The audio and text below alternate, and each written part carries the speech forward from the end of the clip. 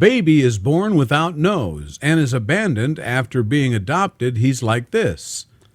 A 2-year-old born without a nose has become the first person to have a cosmetic nasal implant fitted to help create the missing appendage. Tessa Evans from Maghera, Ireland, suffers from an exceptionally rare medical condition called complete congenital arrhythmia, meaning she was born without a nose.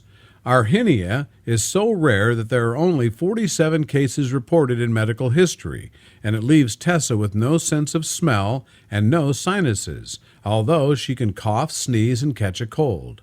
Now she has just undergone a pioneering operation to have a mold inserted into her face to stretch her skin and slowly build the missing facial feature.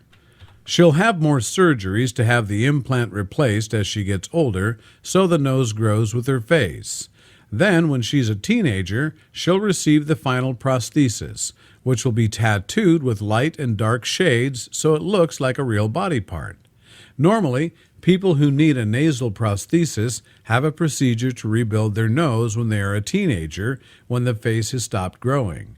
But Tessa's parents, Granine, 31, and Nathan Evans, 33, made the tough decision for Tessa to have this new procedure to begin creating a nose while she is still a toddler. They say they hope this will avoid more invasive surgery in the future. Mrs. Evans, a mother of 3, said it was an incredibly difficult decision for all of us. We loved Tessa so much and thought she was completely beautiful the way she was.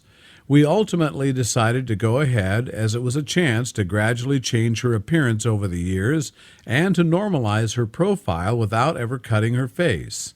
Normally, the advice is to wait until teenage years when the face has stopped growing and construct a nose using bone and skin grafts, which is quite a major undertaking and leaves scarring. This process is much less aggressive, and Tessa's nose will grow with her instead and will prevent major surgery when she's older, she said.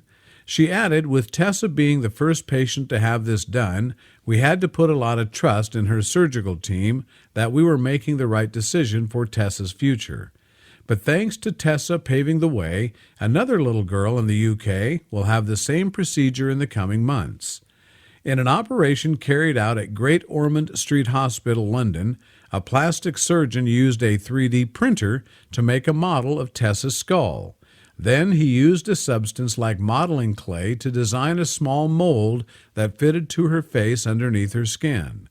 The custom-made implant was then produced in medical-grade material, ready for the operation. It was inserted via an incision behind her hairline, meaning that there is no scarring at all on her face.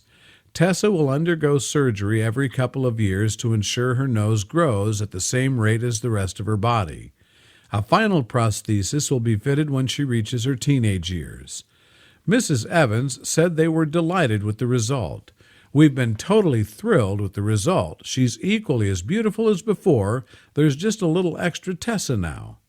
Tessa hasn't mentioned her new nose, and it has been such an inspiration to watch her take the surgery in her stride. Tessa's arrhythmia was first detected during the 20-week scan, which showed she had an abnormally flat facial profile. Mr. and Mrs. Evans were told to prepare to make difficult decisions, but the follow-up 3D scan and tests revealed Tessa was perfectly healthy and everything was normal. But the birth was extremely traumatic. Doctors were able to stabilize her so she could breathe on her own, and eventually I was allowed to hold her for a few seconds, Mrs. Evans recalled. I kissed her forehead and told her I loved her before they took her away. I felt so lonely and helpless. I was supposed to protect my baby and be able to help out, but I couldn't. There were tubes coming out of her tiny little body everywhere. She spent her first 5 weeks in a neonatal intensive care unit, which were undoubtedly the worst weeks of my life. Tessa was also born with other problems related to her condition, including a tiny hole in her heart and problems with her sight. At just 11 weeks old, she needed surgery to remove a cataract on her left eye, but complications left her completely blind in that eye. She also needed a tracheostomy fitted to allow her to breathe while eating and sleeping. Despite having a difficult start to life, Tessa has always been healthy and met all her milestones, her mother says. Mrs. Evans said, Tessa is like any other girl. She loves playing with her brother and sister. She's always smiling and has never let her condition stop her from doing anything. Everyone who meets her instantly falls in love with her. We just want her to inspire other people like she inspires us. When the scan first showed abnormalities, I just couldn't understand it. I didn't even know how it was possible. How did my little girl not have a nose? Was she going to live? Would anyone be able to help her? Initial research advised to terminate my pregnancy, but I've been campaigning since she was born to raise awareness about the condition and how wonderful our hernia children are. Mrs. Evans has since brought over 20 families together across the globe, and there is now a support group for the first time ever to share experiences. She added, "We're grateful for every opportunity to raise awareness of this extremely rare condition. We're excited to share the results of Tessa's surgery and believe it will represent a very positive option for other children with our hernia. We can't thank Great Ormond Street Hospital enough. It's one of the most uplifting and happy places we've ever been."